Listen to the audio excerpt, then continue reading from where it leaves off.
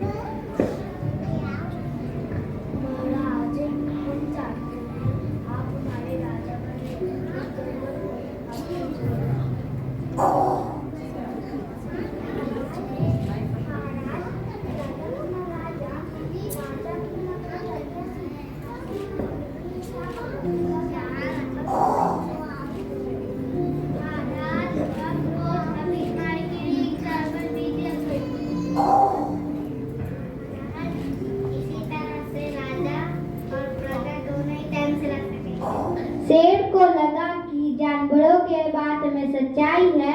उसने पल भर सोचा, फिर बोला, अच्छी बात है, मैं तुम्हारे सुझाव को मान लेता हूँ, लेकिन याद रखना, अगर किसी भी दिन तुमने मेरे लिए खाने के लिए पूरा भोजन नहीं भेजा, मैं जितने जानवर चाहूंगा मार डालूंगा। जानवरों के पास तो कोई चारा था ही नहीं, इसलिए उन्होंने शेर की शर्त मान ली और अपने अपने घर चले गए।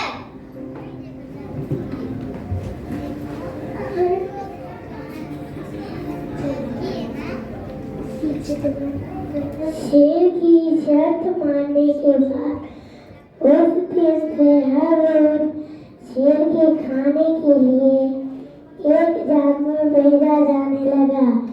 इसके लिए जंगल में रहने वाले सभी जानवरों से एक जानवर बारी बारी से चुना जाता था। कुछ दिन बाद खरगोश की बारी आ गई थी जो भोजन के लिए एक नन्हे से खरगोश को चुना गया। वह खरगोश ना छोटा था और ना ही तजुर्बी था। बेकार में शेर के हाथ मरना मुश्किल है। अपनी जान बचाने का कोई ना कोई उपाय उससे करना चाहिए। खरगोश धीरे धीरे आराम से शेर के घर की ओर चल पड़ा।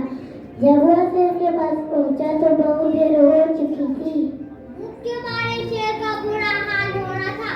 जब उसने सिर्फ एक छोटे से खरगोश को नियर आते देखा तो गुस्से से बौखला उठा और गरज कर बोला, किसने तुम्हें भेजा? एक तो बिल्ली जैसा और दूसरे इतने जैसा हो। जिन बाबू ने तुम्हें भेजा है, मां सब कुछ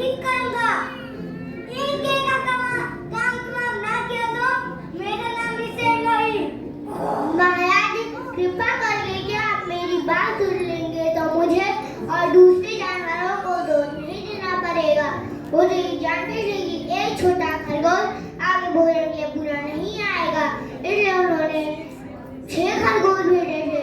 लेकिन रात में एक और शेर मिल गया, उसने 4 खरगोश को मार कर खा लिया। यह सुनते ही दहाड़ कर बोला, क्या कहो? दूसरा से? कौन है वो? तुमने उसे कहाँ देखा? महाराज जी, वो बहुत बड़ा शेर है। वो जमीन के अंदर एक घनी गुफा से निकलता था, वो तो मुझे भी मारने जा रहा था। इस पर मैंने उससे कहा, सरकार आपने क्या अनर्थ कर दिया है? हम अपने महाराज के भोजन के लिए जा रहे थे, आपने हमारे महाराज का सारा भोजन खा लिया। मेरे महाराज ऐसी बातें सहन नहीं कर पाएंगे, जरूरी आपको यहाँ कर मार डालेंगे। उसने ऐसे कहा। महाराज इस पर उसने पूछा कि कौन है महाराजा? मैं जवाब दिया, मेरा जंगल का सबसे बड़ा शेर है।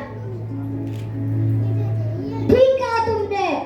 महाराज मेरा मतलब कहते ही वो गुस्से से लाल पीला होकर बोला, बेवकूफ, इस जंगल का मैं हूँ, यहाँ सारी रात का मेरी प्रजा है, मैं जा सकता हूँ और कर सकता हूँ।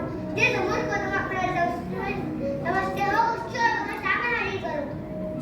मैं उसे बताऊंगा कि असली राजा कौन है। खरगोश ने कुएं के दीवार से टकराया। खरगोश रास्ते दिखाता हुआ शेर को एक कुएं के पास ले गया और बोला,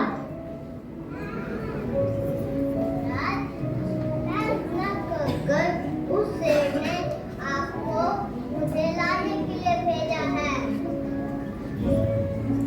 मुझे उस वामन बहुत खबर बताओ। जब तक मैं आपसे जान से ना मारूं, मुझे चैन नहीं मिलेगा।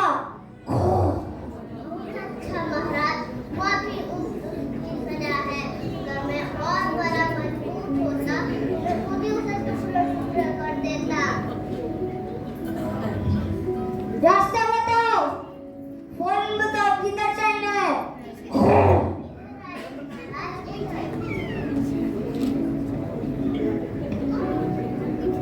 खरगोश रास्ता दिखाता हुआ शेर को एक कुएं के पास ले गया और बोला,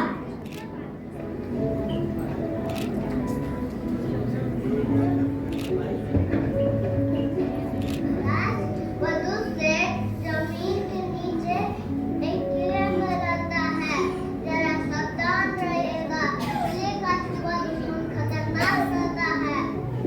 मैं उससे निपट लूंगा। तुम ये बताओ कि वो कहाँ है?